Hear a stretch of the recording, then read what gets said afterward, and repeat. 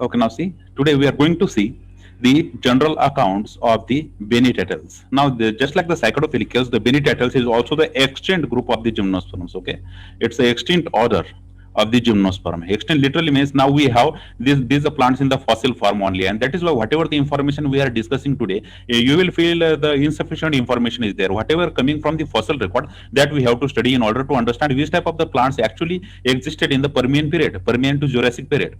So that is why it is like the imaginary plant group once existed on the Mother Earth, but now they got extinct. But whatever the fossil form we are finding in today's by using today's modern technique, through these fossil records, we are trying to reconstruct these members of the Benititles. So whatever the characteristic features of the Benititles are there, we have to study it thoroughly. All right. Now consider this is your syllabus. We are here at we are studying paper 1 and the chapter 3 that is called the phanerogams. In under the phanerogams, you have to study gymnosperm and the angiosperms.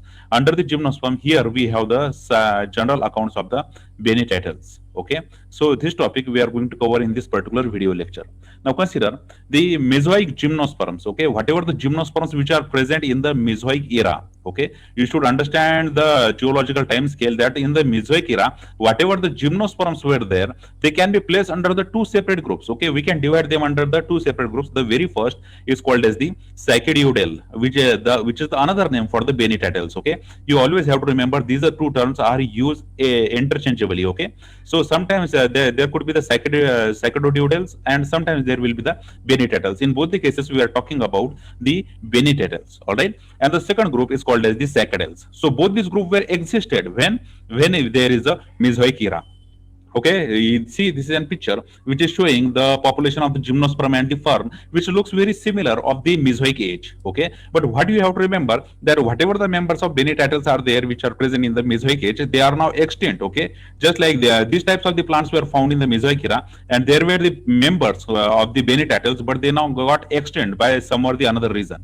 All right. Now consider this: the Sacadodioidals or the Benititles first appeared in the Permian period. Okay, in which period first we see them? We see them in the Permian period first. Their appearance, their origin, the origin of the Benititles is first time found in the Permian period. Okay, so you should carefully remember which type of period first show the appearance of the Benititles. It's a Permian period, and they reach their heights of the range during the Jurassic period. Okay, during the Jurassic era, these particular plants attain their dominance on the Mother Earth. So, right from the origin in the Permian period to their dominance in the Jurassic period, this is the period of the Benititles. Whatever the members of the Benititles were there on the Mother Earth, they were quite large in number during this period, and they were dominating the Mother Earth, just like today's angiosperm. You will find everywhere there is angiosperm. Just like that, the Benititle member were dominating the Mother Earth in the period from Permian to the Jurassic. Okay, after which they disappeared altogether. Okay, we don't know the exact reason about this,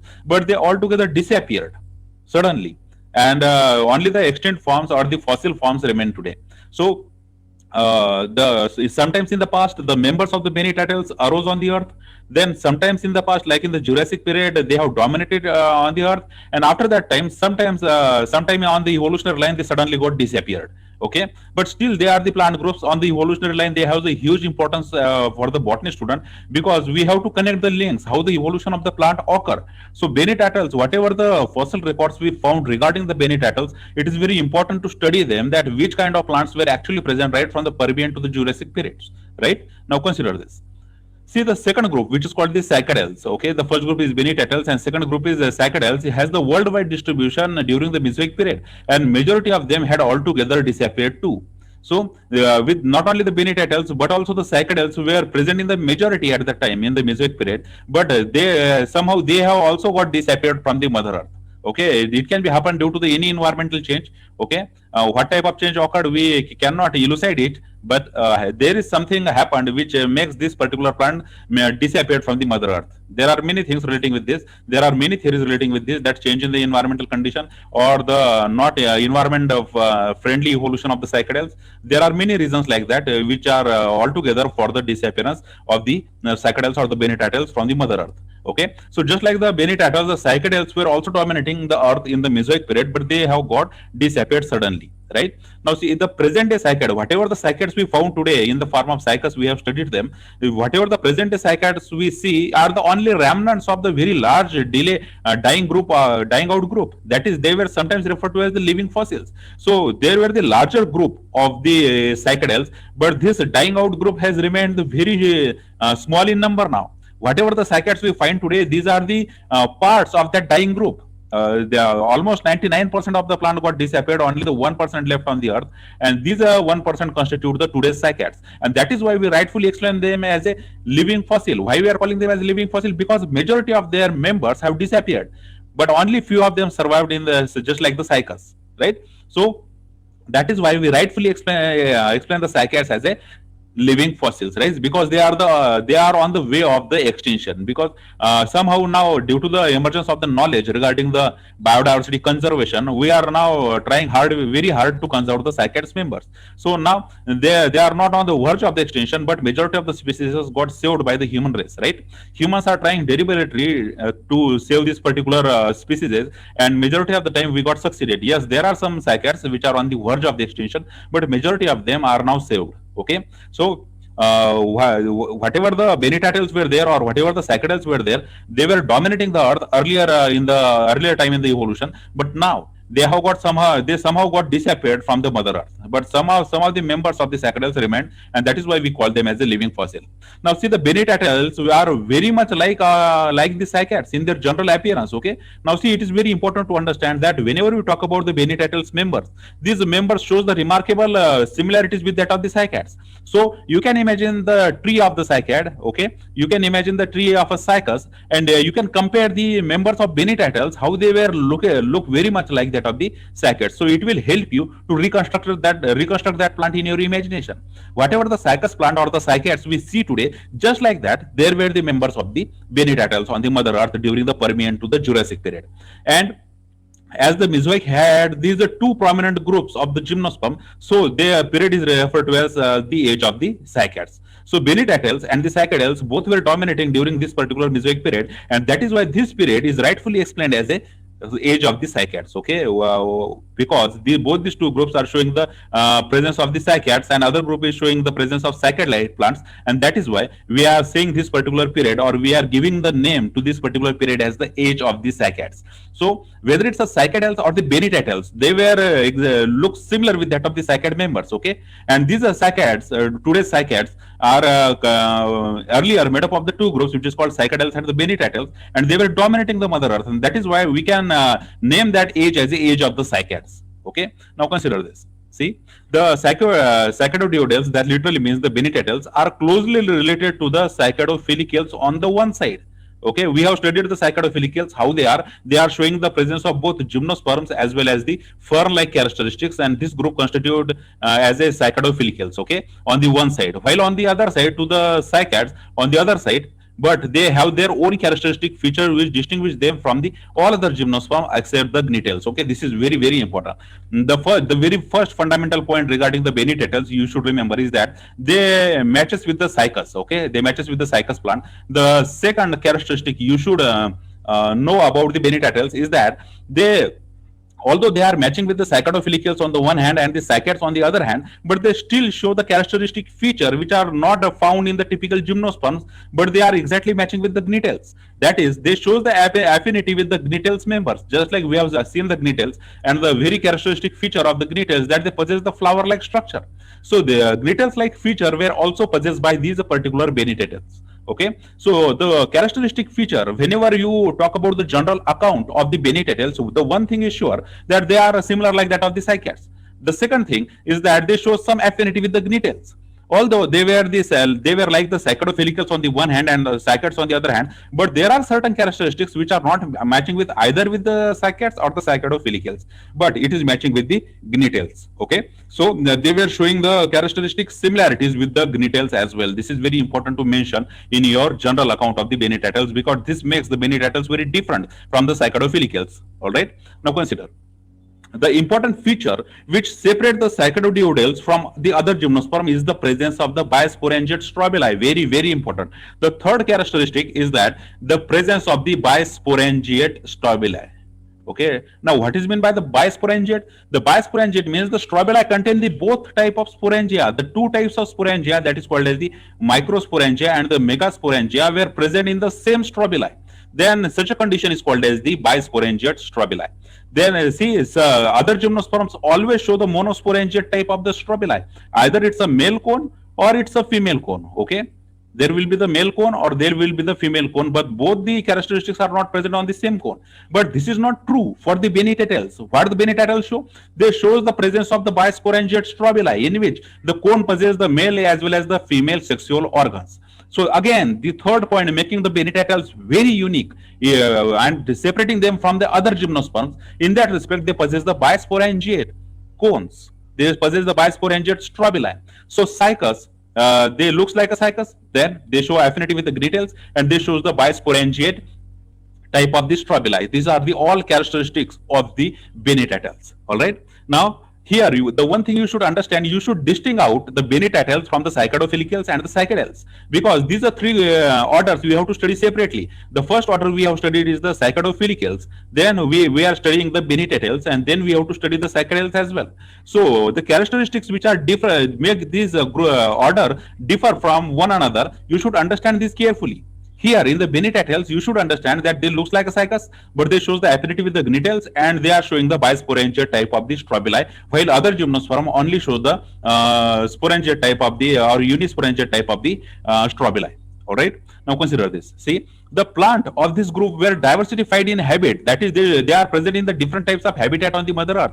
Okay, or say they are showing the different types of habit. That means the whatever the external appearance of the plant, it may vary from place to place, but the general appearance that see is sometimes they had a very short columnar stem, just like most of the living cycads, just like they were showing the small stem, cylindrical stem, and the crown of the leaves at the apex. So this type of the trees were there during the Benitatels dominus. So the trees which are present under the Benitatels, they were showing the diversified habit. The external appearance of the many species are different from one another. Sometimes what they show the columnar trunk. This is the columnar trunk, and this columnar trunk is showing the crown of the leaves at the apex. Okay, this crown of the leaves at the apex and the columnar trunk at the base. This is the general appearance sometimes shown by the members of the Benitatels. Okay, now consider the short columnar stem was usually unbranched. See, this is very important characteristic of the Benitatels. That see, this is the reconstruction of the Benitatels member. See the how columnar stem is there. This is the columnar stem, and you will see the lower portion of the columnar stem. This stem, the lower portion of the columnar stem remains unbranched. Okay, how it is? It remains unbranched. All right. Look at this. This is an unbranched stem, but the upper portion will always possess the crown of the leaves. Okay. Now see, at the apex, the plant where there was a terminal crown of the leaves, which in most of the cases the pinnate type of leaves. Okay. So pinnately compound leaves were there, and the apex will always possess the crown. Okay. What they possess? They possess the crown at the apex, but the lower portion of the branch, this portion of the branch remains unbranched. Okay. The unbranching is there, and the upper portion is showing the leaves. The bipinnate leaves were there. All right. So this type of the appearance, general appearance or the habit, is possessed by the members of the Benitatels. Okay. Now some other forms have the branch stem with the multiple crowns. Okay, just like this, there were the multiple crowns sometimes present. So these types of the trees were present on the Mother Earth. You will not find this type of tree today, because whenever we see the gymnosperm today, we see the conifers, the straight trees are there. But this type of short trees, which is with a columnar stem and sometimes the multiple crowns are there, these types of trees are now very rare. Okay, so the whatever the members of Benitatels were there, these are members of the Benitatels. The first thing you should remember about them, that they shows the affinities with the cycas, then they shows the affinities with the gnetales, then they shows the presence of the very short trunk. Okay, short tree trunk were there, and with the short tree trunk at the apex, they will show the presence of the crown, and they possess the bisporangia type of strobili. Okay, so this type of characteristics of the Benny you should remember in order to write it down in the UPSC mains examination, because this makes this Benny plants very unique. Okay, now consider this. See the present day cycads, whatever the cycads we find we today. See, we know that the young leaves and the megasporophyls are covered up with the unicellular hairy outgrowth, which is called as ramenta. Now, unicellular, that means the which is made up of the one cell only, and this one cell only hairs are present on the leaves of the or the megasporophylls. On the leaves and on the megasporophylls, you will find the hairs which are only the one cell thick. Okay, and these particular hairs are called as the ramenta. So consider this is the cycad, and here you will find the here you will find the pinnately compound leaves, and on this particular leaves there will be the hairs, presence of the hairs, unicellular hairs, and these unicellular hairs are called as the ramenta. Okay, this we find in the present day cycad. So if you take the cycas leaf and you will observe it carefully, you will find the unicellular hair growths there. Hairy outgrowth is there. Now this hairy outgrowth is called as ramenta. Now let us see what is this ramenta has to do with the Benny See, the Benny ramenta were not unicellular. This is very important. Ramenta were there, but this is not the unicellular. They were the scale like flattened and were several cells in the breadth. Okay, so ramenta, whatever the ramenta is present, it is present in today's cycases as well, and it was present in the Benny as well. But what is the difference between today's ramenta and at that time of ramenta which is present in the Benny is that the today's ramenta which is present in the cycads is the unicellular ramenta, sorry. But whatever the ramenta which is present in the Benny member, it was not unicellular, but it is a multicellular with the several cells width. Okay, so you should carefully remember this point is again differentiating the cycads from the Benny because in general we say the Benny members look like a cycad, but there is a difference. There is a difference in the ramenta. Ramenta in the cycads is the unicellular, right? But this particular ramenta in the Benny members is the multicellular, right? So unicellular and multicellular, both types of the ramenta unicellular type of ramenta were found in the cycads, while the multicellular type of the ramenta were found in the Benny Okay, now consider, like cycas, the plants had a very well organized cones. Okay, cones were there, just like the cycas, we have the cones in the Benny as well. But in the cycads, they were monosporangiate, whereas in the cycadodioidales or the Benny they were usually bisporangiate and were either present terminally or axillary in position. So another important characteristic difference between the cycads and the Benny is that the cycads, today's cycads possess the monosporangiate type of cone, but the bisporangiate type of cones were found in the cycadodioidales or the Benny Okay, so very, very important, the Benny these are members possess the bisporangiate type of the cone or the strobili, in which the both type of sporangia, the megasporangia and the microsporangia, were present on the same cone or on the strobili. Okay, so there are many points relating with the cycads, but at the same time there are many points which are differentiating the Benny right from the cycads. Now it is very obvious that without the comparison with the cycads, it will not be easy to understand the Benny See, when the cycads are possessing the monosporangia type of the sporangia or the strobili, at the same time the members of the Benny were possessing the bisporangia type of the strobili. Now what this show on the evolutionary line? On the evolutionary line, if there is a bisporangia type of the cone, it can be considered as an advanced one, because it can lead to the flower, because the flower generally possesses the androecium as well as the gynoecium in their structure, and we call that flower as a bisexual flower. So similar is the case for the bisporangia type of cone, in which the microspore and the megaspores were found at the same place. So, but somehow these advanced members under the Benny got disappeared. But the whatever the condition, like the monosporangiate condition which is found in the cycads, these cycads were able to survive that primitive condition. Okay. Now again, we don't know what happened to the Benny or the other members which got extinct in that particular period. There will be the significant amount of reasons behind that. All right. Now consider this. See, the majority of the Benny were seems to have flowered only once in their life. That is, they have produced the flower. Actually, consider this is an fossil, and this fossil record is showing the typical type of the flower that may have produced by these particular Benny members. Okay, so this fossil, this is a rock fossil, and this rock fossil is showing the presence of the leaf-like structure, which is belonging to the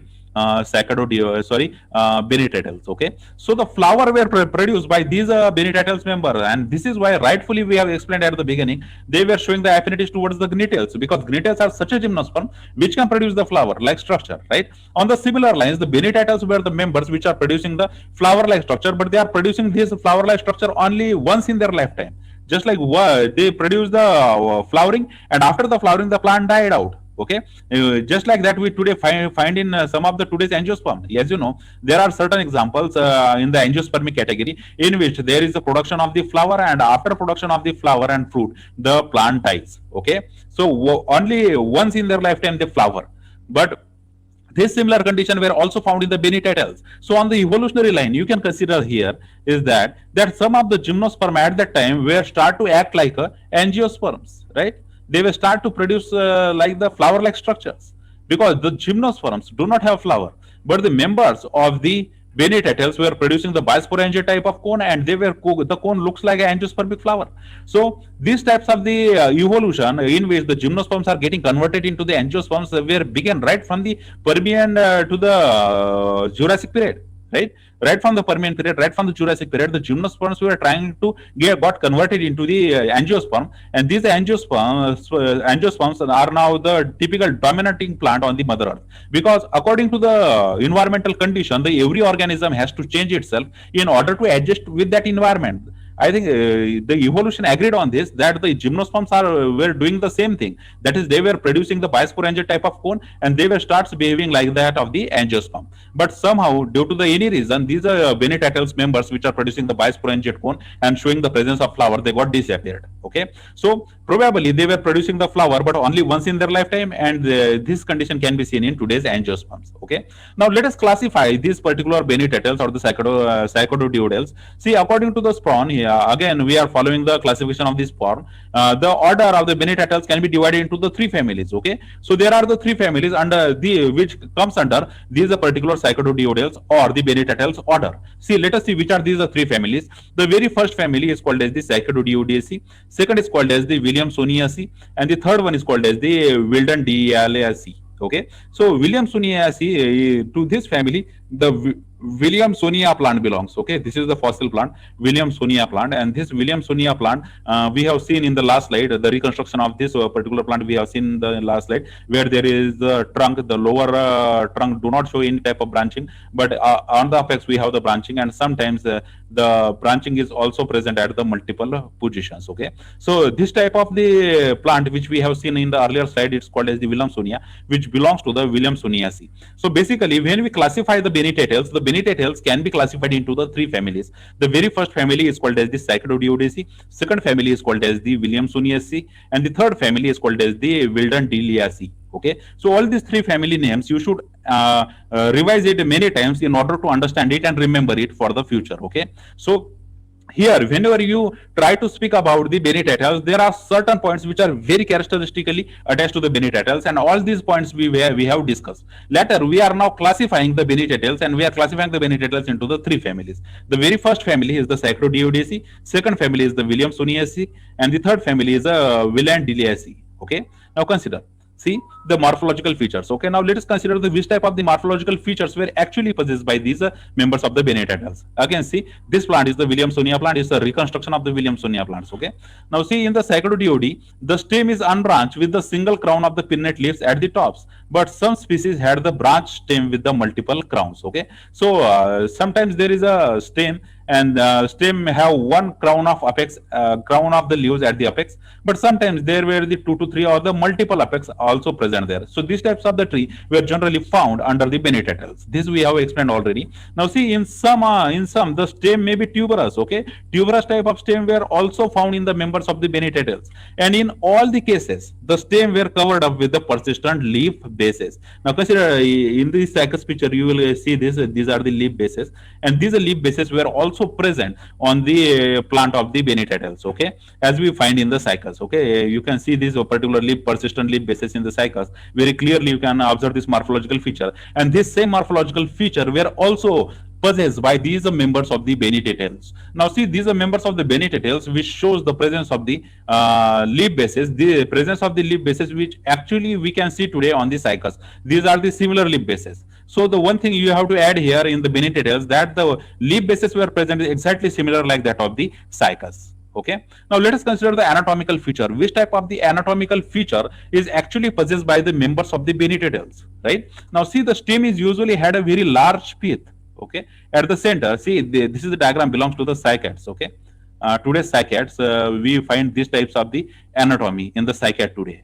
But compare this particular anatomy of the cycad with that of the members of the Benitez. Okay. Now see, if you cut the stem of the Benitez member, it will show the presence of the large pith at the center, and the thin vascular cylinders are there, in which the protoxylem was enlarged with the thick cortex with a number of the gum canals under it. Okay. So what is the generalization in the anatomy of the stem of Benitez is that in the center they will show the large pith. Okay. You can understand from here the large pith is also present in the cycads as well, right? So the cycads were also showing the very large pith. Then there were the thin vascular cylinder. Okay, vascular cylinders are present in which are very thin, and the protoxylem is enlarged. Okay, whatever the protoxylem and metaxylems were there, the out of them protoxylem is in the enlarged condition, and the thick cortex is there. So this cortex is very thick in the members of the Benitez. All right. So what they have generally in the stem anatomy, they possess the last central pith. Then they show the presence of the vascular bundles which are very thin. Then they show the cortex which is very thick, and the number of gum canals were present in these particular thick cortex. And the protoxylem is the enlarged type of protoxylem. So this type of arrangement were there in the stem of the Benitez, which is very similar, which looks like the stem of the cycas as well, because cycas stem is also showing the large central pith. Here we can understand the large central pith is there. Then the thick cortex is also there. The thick cortex is showing the presence of the gum canals as well, right? All these characteristic features are similar with that of the cycases. Okay. Now understand some more about it. See, there was a small amount of secondary growth. Now see, this is very important. The small amount of secondary growth is there.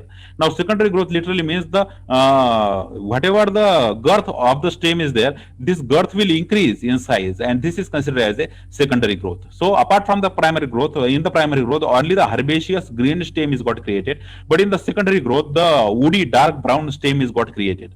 Okay. So some amount of the secondary growth is there. That literally means the cambium is functioning there. Okay. So cambium is there, and the secondary xylem, secondary phloem is produced, and due to this there is a secondary growth. Then the growth rings were only in a few cases where the cambium persisted. Okay, there were certain forms which are showing the growth rings. As you know, today we find the growth rings on the yearly basis in the plants with the woody stem. Okay, when we cut the woody stem, there you will find in its circular appearance there will be the presence of the growth rings. Okay, which will correspond to the seasons of the environment. So such a types of the growth rings were also present in the some form of the Benitez members. Whatever the Benitez members were there in the early Permian or to the late Jurassic period, these are members showing the some secondary growth as well as the presence of the growth rings. Okay, now was more active, as on whole the stem anatomy was like those of the present day cycads. Okay, so it is confirmed that the present day cycads, whatever the anatomy is shown by the present day cycads, the similar anatomy were shown by the members of the Benitez. That is with the large pith, the same characteristic which is possessed by the cycads.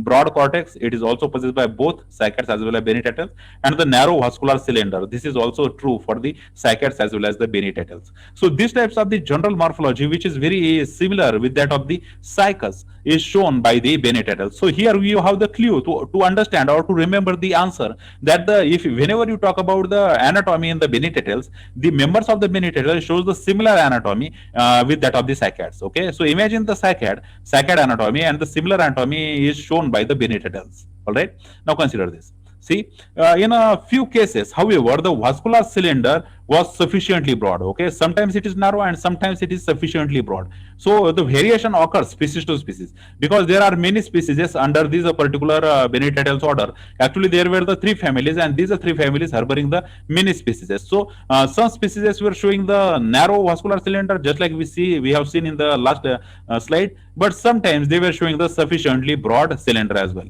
Now in a stem, there were no traces of the mesoarch vascular bundle. So whatever the vascular bundles were there, that is xylem and phloem, these vascular bundles are not in a mesoarch position.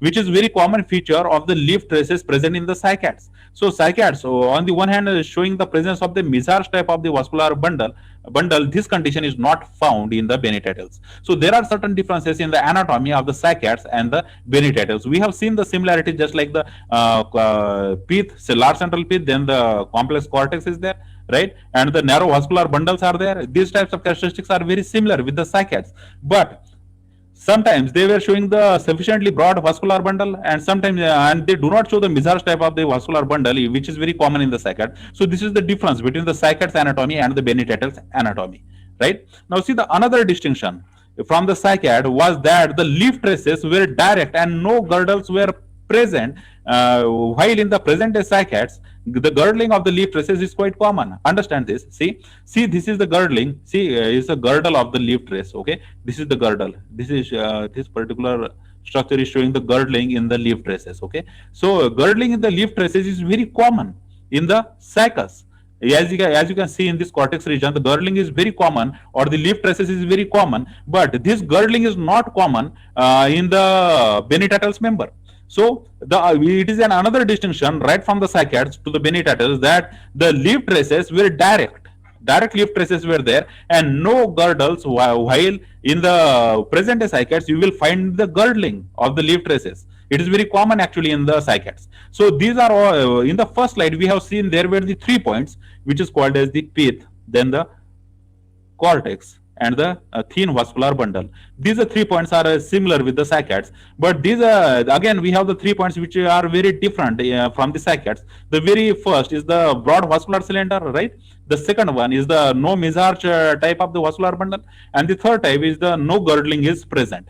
So the 3 distinct points are there and 3 similar points are there while we study the anatomy of the present day cycads, and we compare these present day cycads with the Benny-Tattles. So you should remember carefully, this is very important, that the which type of the anatomical features of the cycads resembles with the Benny-Tattles and which type of the anatomical features of the cycads are very distinct from the Benny-Tattles. Okay, this is very important to decorate the accurate answer. All right, now see, the xylem had the scalariform thickenings. Okay, so whatever the xylem is there, the scalariform thickening were present on the walls of the xylem, and the pitted thickenings rather rare. Okay, there the pitted thickenings is very rare in the Benny-Tattles, but the scalariform type of the thickening is present in the xylem in the members of the Benny-Tattles. This is an unusual feature because the xylem of the Cycadophilicales is showing the pitted thickening.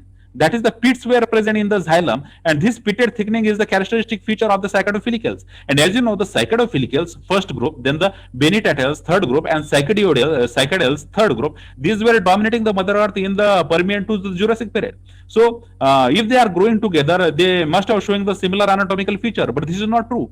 See, on the one hand, the Benny-Tattles member shows the scalariform thickening in the xylem, but the members of the Cycadophilicales shows the pitted thickening in their xylem, right? And the group was very much older than the Benny-Tattles. Okay, because the Cycadophilicales comes earlier, and after that the Benny-Tattles comes, and this Benny-Tattles showing the some recent features, while the Cycadophilicales is showing the very ancient feature. But still, the Cycadophilicales shows the pitted thickening, while on the other hand, the whatever the xylem is present in the Benny-Tattles, these Benny-Tattles were showing the scalariform thickening. So very important, here we are comparing the 2 extant groups. The very first is the Benny-Tattles group, and second is called as the Cycadophilicales. And Cycadophilicales is considered as the ancient group than the Benny-Tattles group, and this Cycadophilicales shows the pitted type of thickening in their xylem, while on the other hand, the Benny-Tattles shows the scalariform thickening in their xylem elements. All right. So we were here, and we were talking about the xylem. Okay. The xylem of the Benny-Tattles member show the scalariform thickenings, okay, and the Cycadophilicales on the other hand, they were showing the pitted thickenings. This we have studied. Now let us consider the next point. See the leaves of the Cycadodeodales, that is the members of the Benny-Tattles, whatever there in the Permian period. What types of the leaves were shown by these particular Benny-Tattles member? See, the leaves of the Benny-Tattles were the large pinnate leaves, okay, that is pinnately compound leaves were there. This is the type of a compound leaves, okay, pinnately compound leaves were there, and these are pinnately compound leaves. It shows the central rachis, and on it the multiple leaflets were coming, okay. This type of the leaves were shown by this particular members of the Bennetettles. As you can observe here in the Adansonia plant, you will find the rachis and there is the side leaflets like this. Okay, so leaflets were present on the rachis, and these are leaflets making the total leaf. So the pinnately compound leaves were shown by the members of the Bennetettles.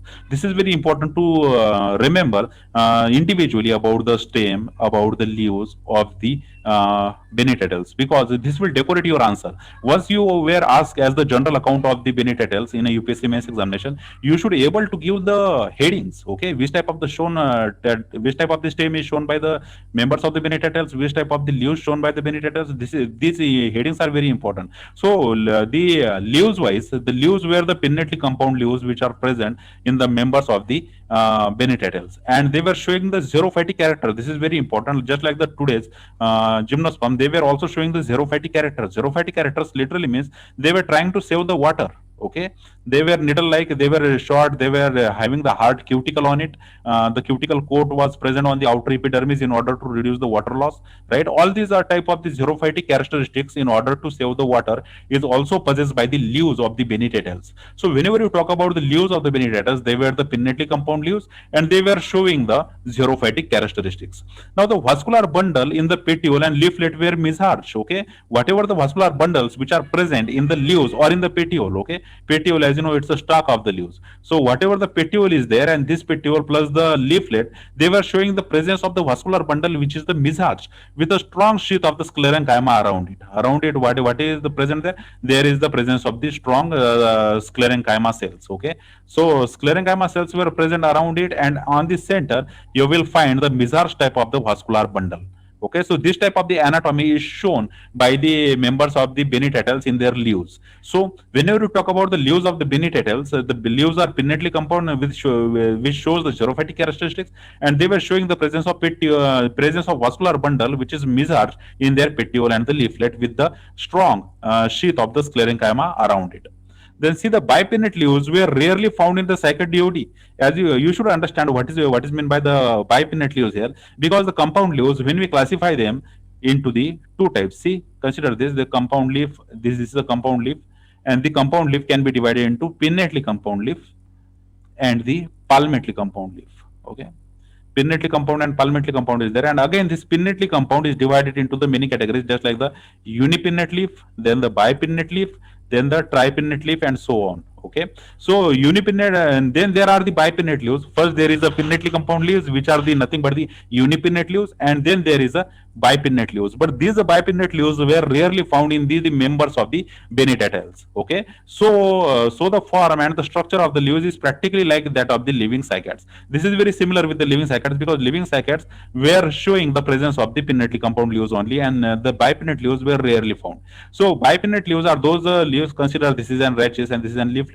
It is called as the unipinnate leaf, but if it is got divided into the two, okay, and creating the second one, it is called as the bipinnate leaves. So but this type of bipinnate leaves were very rare in the Bennetettles, but the unipinnate leaves are very common, and this characteristics is very similar with that of the living cycads. Okay, now consider this, the fructification in the Psychodiodales, that is in the Bennetettles. The fructification literally means the fruit-like structure creation in the Bennetettles. Okay, now see, the fructification in the Psychodiode was the bisporangia, that is the bisporangia type of the cone were created, in which the microsporangia and the megasporangia were present on the same cone. Then the strobili were developed in the upper part of the plant with a large number. See, where the strobili will born on the members of the Bennetettles, they were produced on the upper portion of the plant and not on the lower portion. These cones, which are bisporangiate cones, these were born on the upper portion of the plant and not in the lower portion, and they were produced in a very large number. Yeah, in some cases, the each leaf seems to have the axillary strobilus. Okay, sometimes the axillary strobilus were present in the each leaf. Okay, every leaf is possessing these particular axillary strobili, but majority of the time they were showing the presence of the strobili at the apex crown, and they were produced in a large number. And as you know, they were the bisporangia type of the strobili. So the Bennetettles members shows the fructification, that is the habit towards the fruit. Why? Because they are producing the bisporangia type of strobili, and they were present at the apex cone in the majority of the time. They were present at the apex, and they were showing the large number. It is just like the fruits on the trees. Okay, what we find in today's trees, that in the big trees, trees, you will find the many fruits were attached to the plant like this, right? On the similar case, the here we have the crown and here we have the unbranched stem, and at the apex you will find the mini strobili just like the fruits. Okay, these are strobili were producing the biosporangia type of sporangia in which the megaspore and macrospore is present on the same strobili. All right. Now consider while the whole of the strobili and the bases of the leaves were covered up by the large size scales which were several cells in breadth. This is very important. See, we have talked about this that the every leaf base, okay, every leaf base axillary will produce the type of the biosporangia type of cone, just like this. So both of these strobili and the bases of the leaf, okay, here the base of the leaves and these strobili both were covered up by the large size scales. Okay, these are covered by the large size scales like structure. It is covered with this, just like it is providing the protection. Okay, with a several cellular bit, that is multicellular thickening is there.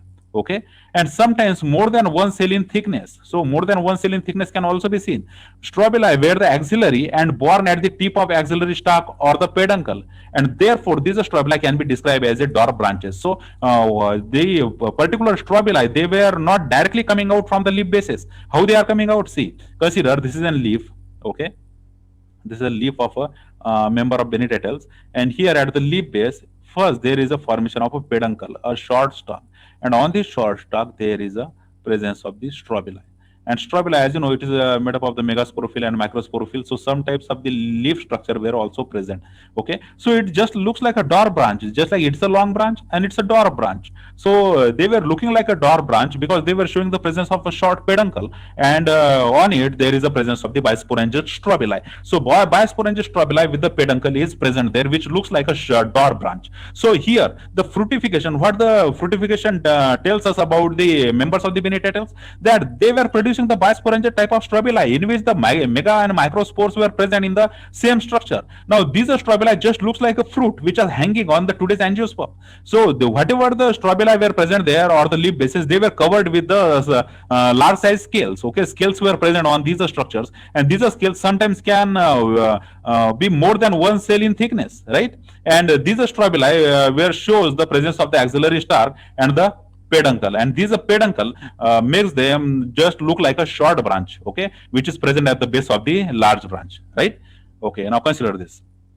Each strobili was made up of the number of heavy imbricate reduced leaves or the bracts. Okay, so talking about the strobili is made up of the many reduced type of imbricate type of leaves which are overlapping with each other. Okay, just like this, they were showing the imbricate type of the leaves, and these imbricate type of the leaves together constitute the whole of the biosporangia type of cone. Okay, just like this. So the heavy imbricate reduced leaves were, or the bracts are nothing but the modified leaves. These modified leaves or the reduced leaves together constitute this particular strobilus. These bracts were completely surrounded by the strobilus when it was in the earlier stages of the development, where the strobili developed. These imbricate bracts separated, inner part of the strobili got exposed. Okay, so see the development. Whenever there is a strobili, consider this is a young strobili, and they were heavily imbricated. They were showing the presence of heavily imbricated leaves on it, just like this. Okay. But as it got older, what happens? The gap between these leaves increases, and due to the increase in the gap, it got bigger in size, and somewhat it shows the separation of the imbricate leaves. And due to this separation, it looks bigger, and it will also disperse the megaspore and microspore dispersal will be easy once it got matured. Okay. So during the young stages, these leaves, these imbricate bracts were compactly arranged there, but during their maturation, these imbricate bracts got separated from the one another, and inner part, whatever the inner part of the strobili were there, it got exposed. Okay, so we know many things about the sporangia or say strobili of the members of Benitatals. These are members of the Benitatals are showing the presence of both the type of the sporangia. Okay, that is the microspore and the megaspore. Okay, the second thing you know about the strobili of the Benitatals is that they are covered with the scales, right? They are covered with the cells, one cell in thickness sometimes, covered with the scale. Third thing you know about it, they possess the peduncle, right? The fourth thing you know about the strobili of the Benitatals is that they possess the megaspore as well as the microspore. That is, they were bisporangiate type. Okay, and The next thing you know about these strobili of the Bennetettles is that they were showing the presence of the modified leaves on it. Okay, in the earlier stages, they were imbricately compactly arranged on the leaves, but as they got age, they got separated from one another and they look big, and the inner portion of this particular reproductive organ got exposed. Okay, so this type of the arrangement were found in the members of the Bennetettles in the form of strobili. Okay, now consider this. See, the second whorl. Understand, this is an diagrammatic representation of whatever the members of the Bennetettles were there. These types were showing this type of the sporangia, this type of the strobili. Okay. Now consider these are the bracts. Okay. Consider this is the modified leaf. This is the first leaf, right? See, this is the first leaf. This is the modified leaf, and this is the second leaf modification, right? So you can consider this is a second bract. Then we have the third bract in the form of this, right? Consider this is an ovulate receptacle, and here we have the microsporophylls, and here we have the bract, right? Consider this. The second whorl is made up of the number of leaf like microsporophylls. Consider this is the second leaf, and this consider as a number of microsporophylls were there, all of which were united at the base. At the base, they were got united at one place here, right? And to form a cup-like structure around the central part of the strobilus. So here you will find the cup-like structure in the central portion. Just like this, observe here, the cup-like structure were formed at the base of the strobili, right? Now consider this. The second whorl is made up of the microsporophyll, and these microsporophylls were united at the base to form the cup-like structure in the strobili of the Bennetettles. Now the third central portion was dome shape in the appearance. Okay, the third central portion here you will see it's a dome shape. The central part was made up of the number of ovulate sporophylls. Okay, so ovulate sporophylls were there. See, this is their ovulate receptacle, and this is the ovulate sporophylls were present on this central part. The megasporophylls were simply stalk. Okay, so stalk were present on the megasporophylls. Every time you see the megasporophyll, you will find the stalk on it. So this type of the general appearance were possessed by the strobili of the Bennetettles, and this strobili is the bisporangiate type of strobili in which the megaspore and microspores both were present on this same strobili, right? The at the tip of the stalk was the developed ovule. Okay, so megasporophyll were showing the presence of the stalk, and at the top, what you will find there is a presence of the ovule. Now some stalks were sterile. Okay, see, whatever the stalk below is there, it's a sterile stalk, and the tip of the sterile stalk were flattened. This tip is remains flattened, and the central stalk stood up vertically upward, and they were longer in length. So just like the gymnosperm, we have studied that in the gymnosperm as well. During the study of ovule, the lower portion of the megasporophylls remain the sterile, and the upper portion is remain fertile. So on the similar lines, the members of the Bennetettles were again showing the ovule, which on the lower side showing the sterile structures, while on the upper side it will show the fertile structure, right? See, the lateral ones continue to decrease in the size from above downward and stood projecting from the lateral side. So laterally they were projecting out, and vertically they seems to arrange on the one after the another. But when you see them as a downward growth, you will see them projecting out from the lateral sides. So the right female portion of the strobili is hemispherical. Okay, so whatever the female strobili part of the strobili is there, this portion is considered as a female portion, and this female portion is the hemispherical type of the female portion. Okay, so consider here as well, the semi spherical type of the portion can be seen whenever we talk about the female portion of the in the strobili of the Bennetettles. One thing you should remember about the Bennetettles, that they were showing the bisporangiate type of sporangia. So microsporophyll and the megasporophyll, or the female parts, were present on the same cones. So the central female part, or the ovulate part, it looks like the hemispherical in appearance. It is clear that the bisporangiate strobili, the stamens or the microsporophylls ripe first, at which time the ovules were remains immature. This is very important. See, it's a bisporangiate type of the strobili in which the stamens or the microsporophyll. Okay, microsporophylls can be considered as a stamens, because microsporophyll, this word we use to denote the male gametophyte, right? It will create the male gametophyte, and on the evolutionary line in the angiosperm, we call this structure as a stamens. So these stamens, all the microsporopylls will mature first. Okay, they will mature first. But when at this time, when these particular stamens or the microsporophylls got matured, at that time the female ovules are immature. Okay, this is very important characteristic feature of the benedictals, that the timing of the maturation of the microsporophyll and the ovule is very different. The stamens and the microsporophyll will mature first, and at that time the ovules remains immature. Okay, now consider this.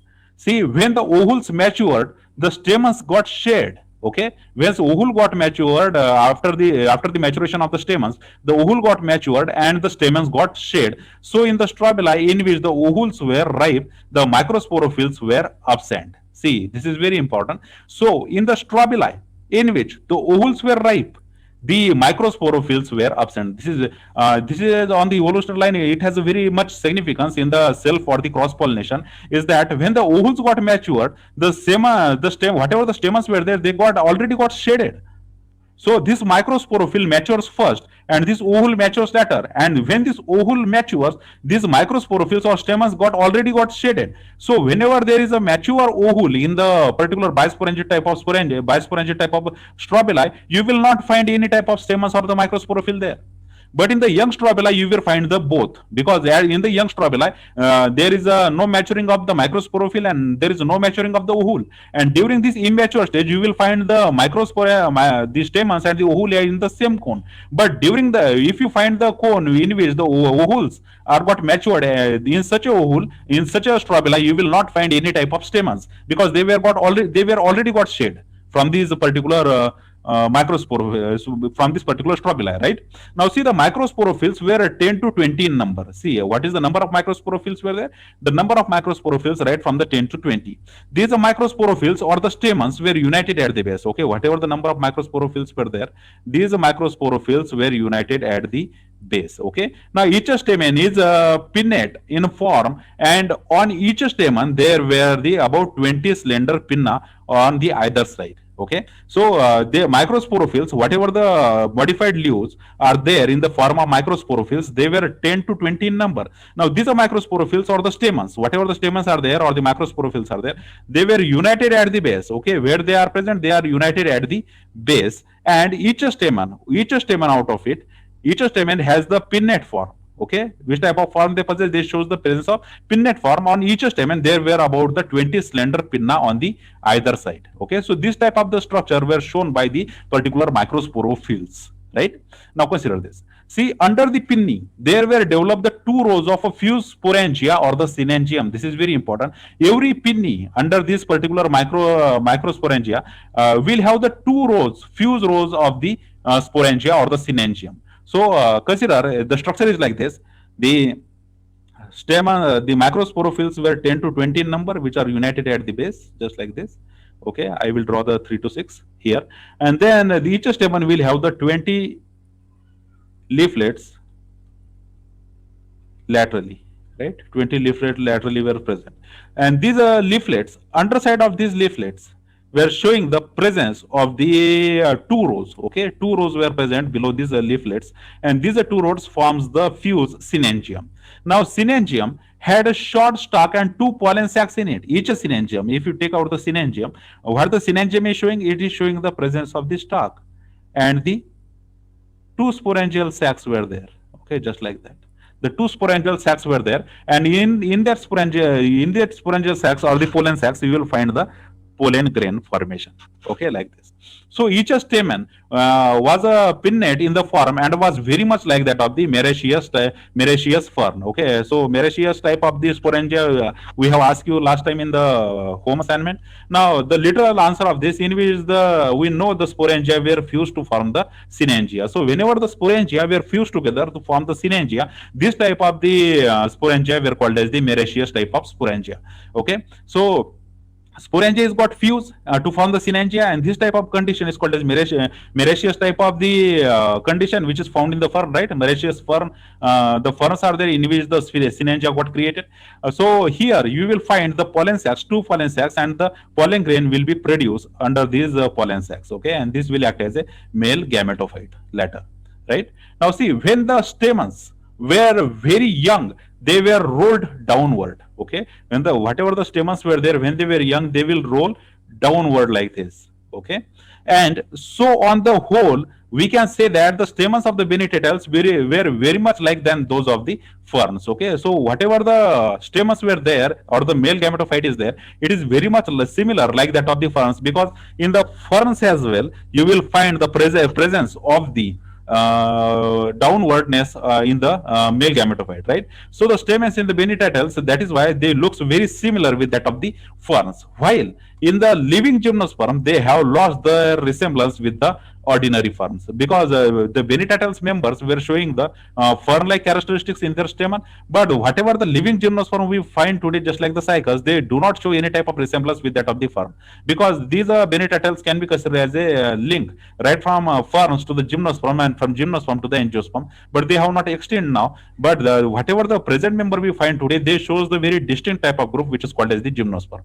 Okay, and these gymnosperm do not show the presence of the stamens which are similar like that of the ferns, right? Now see, the central portion was dome shaped in the form, and part was made up of the number of slender stalk, and the central cone were long and stood vertically upward. The lateral cones were short and they were diversified outward. Okay, now this point is not that much important, but what they are showing is the central portion was the dome shape, while the lateral portion is getting outward. Okay, that is they were growing laterally, right? Consider this. On the whole, the female part is the oblong shape. The female gametophyte or the ovule is the oblong shape, and some of the stalk were bore ovules, while the others were sterile at the and their tips were expanded. Just like this, the tips were expanded, and the lower portion remains the sterile one. Okay, so this type of the male gametophyte and the female gametophyte were there. Now you can understand how the fertilization may have occurred in these particular plants, because through the fertilization, because we always require the wind or the insect for the pollination, but during the formation of the male gametophyte and the female gametophyte the timing is different, and due to its bisporangiate nature the self pollination can also be possible, but due to the different timings in their maturation the cross pollination may have got favored. Okay, so pollen grains may travel right from the male gametophyte to the female gametophyte, and once they reach the female gametophyte, there they must have fertilizes the egg, and after fertilizing the egg, this egg must have got converted into the embryo, and this embryo must have got converted into the seed. Okay, this type of development may have occurred in the Bennetettles, right? Now consider this: the male and the female parts of the strobili were separated by the presence of some sterile bracts or the scales. All right, so whatever the male part is there, because biosporangiate sporangia is there, and male and female part were present on the same cone, but this same cone is showing the presence of the separation as well. Okay, so separating boundaries were there for the male gametophyte and the female gametophyte, and these separating bodies are present in the form of bracts or the scales. That is, these scales are used or these bracts are used to separate the male gametophyte from the female gametophyte, or the male parts or the female parts in the same strobili. The ovule was the orthotropous stripe. Okay, orthotropous stripe of ovule was there, in which the micropylar end is at the apex, and in the central region it will have the nucellus. Okay, and terminal. Okay, terminal in position there, and it was a small in size and was surrounded by the three layers. Three-layer testa, just like in the cycas. Okay, so this a particular ovule is surrounded by the three layers, and this is very similar with that of the cycas, because in the cycas as well you will find the three layers of the protection to the ovule. Okay, so ovule is there. Ovule is orthotropous type of ovule is there, which is terminal in position, and it is showing the presence of three layers. Very very important three layers were present to protect these particular ovules, and these ovules resemble that to that of the cycas. Now the nucellus, whatever the nucellus which is present in the inside the particular ovule was separate from the integuments. Okay, these integuments are not touching to this ovule, so touching to this nucella. Whatever the nucellar cells are present inside, these nucellar cells will remain independent. So whatever the nucellus which is present inside the ovule, it is separated from the integuments. Only in the upper part of the integuments project forward to form the long micropyle. Okay, this is the long micropyle which is present at the top of the orthotropous ovule, through which the pollen grain can enter into the ovule. Inside the ovule, what will they have is the archegonia, right, or the egg. See, at the base of the micropyle, the nucellus projected to form the nucellus beak. Okay, see, this is the micropylar opening, and at the base of this micropylar opening, you will see the beak, which is called as the nucellar beak, like this.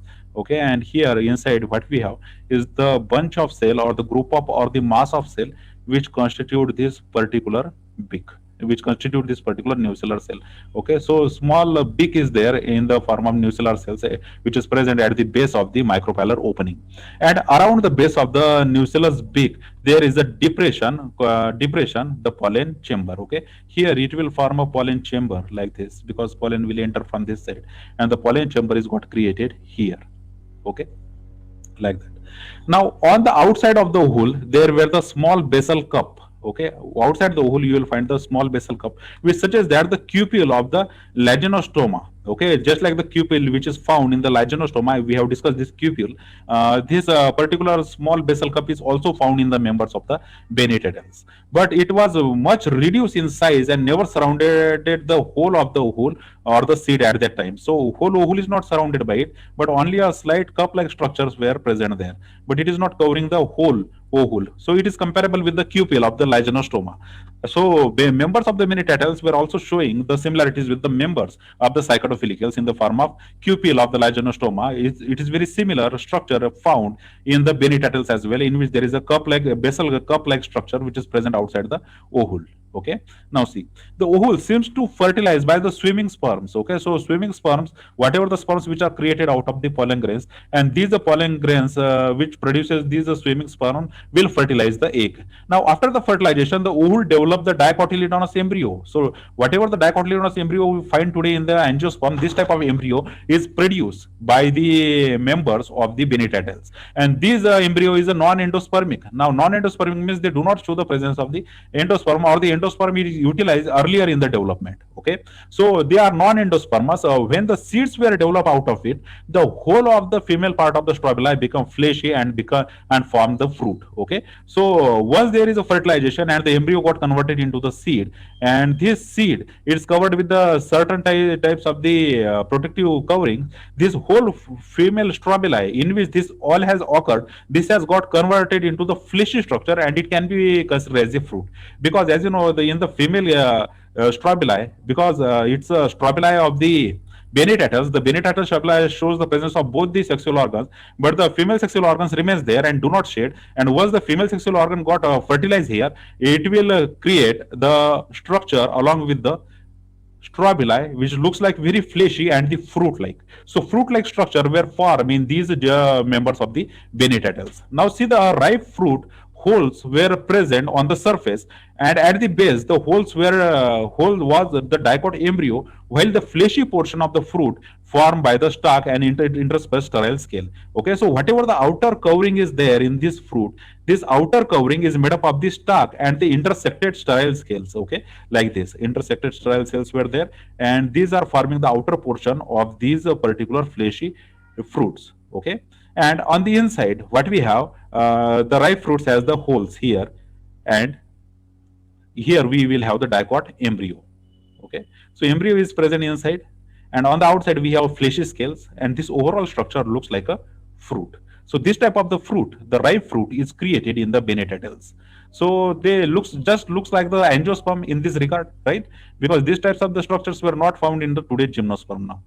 Right now, see, that during the development of the seeds, it appears that there was no suspensor development, because as you know, during the growth of the zygote, when the zygote is divided to form the number of cells, it will form the long suspensor like this, but this long suspensor is not created during the development of these seeds. Now it might have been developed on the earlier stages of the development of the seed. It is doubtful, because we do not have the complete fossil record. It may have the suspensor development, or it may not have the suspensor development, or it may have the reduced type of the suspensor development, but we do not have the fossil record regarding that. So that is why we just can imagine that they may do not possess any type of suspensor, but it may be present during the earlier stages. Okay, so the Bennetettles differs from the gymnosperms in these two important aspects. The very first is the non-formation of a suspensor, because suspensor is found in today's gymnosperm, but this suspensor is not found in the Bennetettles. And the presence of the non-albuminous dicot embryo, non-albuminous literally means the endosperm is got consumed at the beginning, and they do not show the presence of the endosperm during the maturation of a seed.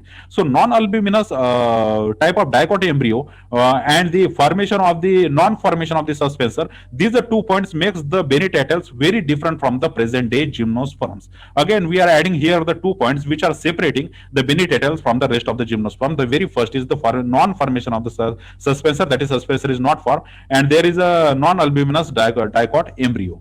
right? So this is all about this topic. Okay, thank you very much for watching this video. Please like this video, share this video with your friends who are studying the botany, and if you haven't subscribed to the Botany Option channel yet, please subscribe to the Botany Option channel for UPSC examination. Again, thank you very much for giving your time. See you in the next video lecture. Thank you.